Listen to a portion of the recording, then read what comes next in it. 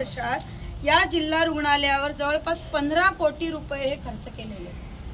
15 कोटी कशाला म्हणतात, कुठे केले? आता का ना इथल्या सरकारला काही काळजी आहे, ना सत्ताधाऱ्यांना काही काळजी आहे, ना मंत्री आबिटकरांना मी विनंती करते, काय आहे हे? काय आहे? गोर गरीब पेशंट सिव्हिल हॉस्पिटलला येतो ज्याला खासगी हॉस्पिटल परवडत नाही. 15 कोटी कशाला म्हणतात? आणि स्थानिक लोकप्रतिनिधींचं तर विसरूनच जा. कोणाला पालकमंत्री बनायचंय तर कोणाला मंत्री बनायचं. अरे जनतेचं काय, कॉमन माणसाचं काय? याला विचारा. आज ऑपरेशनला माणसं आली तर काय होतं? यांनी पालकमंत्री कोण ह्याच्यातच घालवली.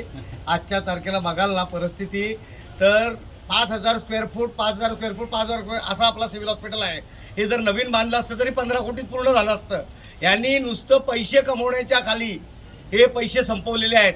15 कोटीचं काम कुठेतरी दिसतं का मला सांगा? 15 कोटीचं काम दिसलं तर पाहिजे. आणि मुळात म्हणजे 2021ला अपंग विभागात शॉर्ट सर्किट झालं तरी सुद्धा यांचं अजून विद्युत ऑडिट झालेलं नाहीये.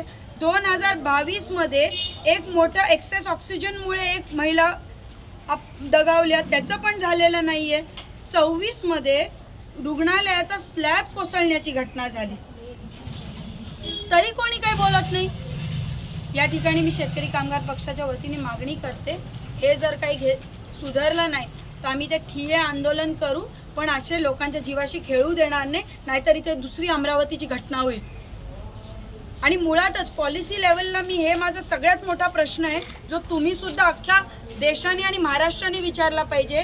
ज्याच्याकडे विद्युत ऑडिट नाही आहे किंवा क्लिअरन्स रिपोर्ट नाही आहे, वायर इलेक्ट्रिक क्लिअरन्स रिपोर्ट नाही आहे, त्याला फायरची एनओसी मिळते कशी? हे वेबसाईटच दाखवतं. मला सांगा, ज्याच्याकडे वायरचं ऑडिट नाही आहे त्याला फायर एनओसी मिळाली कशी? आणि फक्त या हॉस्पिटलला नाही, सगळ्या उपजिल्हा रुग्णालय माणगाव असेल, पनवेल असेल, पेण, उरण, चौक सगळ्यांकडेही नाही आहे. स्ट्रक्चरल ऑडिट सुद्धा याचं क्लिअर नाही आहे आपल्या हॉस्पिटलचं आणि बऱ्याच उपजिल्हा रुग्णालयांचं. मग काय आहे? वायफळ गोष्टींवर चर्चा होतात आणि लोकांच्या जीवाशी तुम्ही नका खेळू. लहान मुलं असतात, डिलिव्हरीला काहीतरी माणुसकी ठेवा. आजची परिस्थिती ताई तर अशी आहे ना, छोटंसं कट जरी लागलं ना ते काय करतात, अरे पनवेलला पाठव, पेणला पाठव, अशी परिस्थिती आहे. सिटी स्कॅन बंद आहे. बिचारे आमचे प्रतिनिधी 100 वेळा विचारतात. सिटी स्कॅन हा 4 ऑगस्ट पासून बंद आहे. मुंबईच्या जवळचं हे ठिकाण, एक सिटी स्कॅन रिपेअर करायला एवढे दिवस लागतात. माझ्या माध्यमातून 2 कोटीचं सामान मी कोविडच्या वेळेस या हॉस्पिटलला डोनेट केलेलं. बऱ्याचशा वस्तू त्यातल्या नाहीये, ते मी पत्र देणार आहे CS ला की आहेत कुठे वस्तू, तो वेगळा विषय. पण हा मुद्दा महत्वाचा आहे की इलेक्ट्रिक ऑडिट नसताना तुम्ही फायरची एनओसी दिली कशी? आणि उद्या इथे दुसरी अमरावतीची घटना झाली तर काय तुम्ही घटना झाल्यावर बोलणार? हे करा ते करा, फास्ट ट्रॅकमध्ये आलंय, ॲक्शन मोडमध्ये सरकार आलंय, घटना व्हायची वाट कशाला बघता? हे गव्हर्नमेंटच्याच वेबसाईटवरून आलेल्या रिक्त पदांची माहिती आहे. टोटल 194 रिक्त पदं आहेत, त्यातली फक्त 95 पदं भरलेली आहेत, 99 पदं ही रिक्त आहेत. मग पेशंट बरे कसे होणार जर 99 डॉक्टर्स नर्सेस इथे नसतीलच? आणि बिचारे आहेत त्या स्टाफवर पण भरपूर लोड येतो.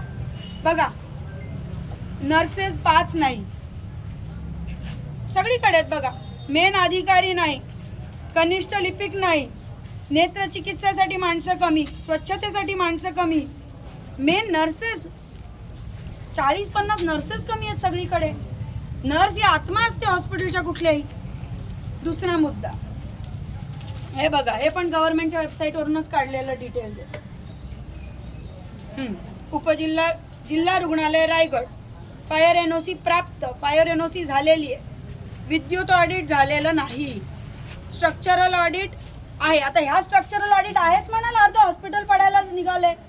कोणाचंही विद्युत ऑडिट इथे झालेलं नाही. नगरपालिकेने नोटीस दिली आहे की हे पडायला आलेली आहे, धोकेदायक इमारत आहे. 2009 साली नगरपालिकेने दिलेली नोटीस आहे तरी काही होत नाही. शेका पक्ष इथे आक्रमक भूमिका घेईल, हे सगळं भयानक चालू आहे महाराष्ट्रात जे चालू आहे ते. आणि ह्याची मी मुख्यमंत्र्यांकडे मागणी करते की ह्याच्या हॉस्पिटल सारख्या ठिकाणी कोणतीच हलगर्जीपणा झाली नाही पाहिजे. सगळ्यात मुख्य जबाबदारी ह्याची या सरकारची, मुख्यमंत्र्यांची आहे. त्याच्यानंतर हॉस्पिटल म्हटलं की हॉस्पिटलच्या सगळ्या अंगांची जबाबदारी ही तिथल्या मंत्र्यांची आहे. म्हणजे आंबेडकर साहेबांची आहे आणि त्याच्यानंतर तिथल्या राज्यमंत्र्याची आहे आणि मग तिथल्या प्रशासनाची आहे आणि विरोधी पक्ष नेत्यांचं म्हणून काम आहे की दाखवून देणं.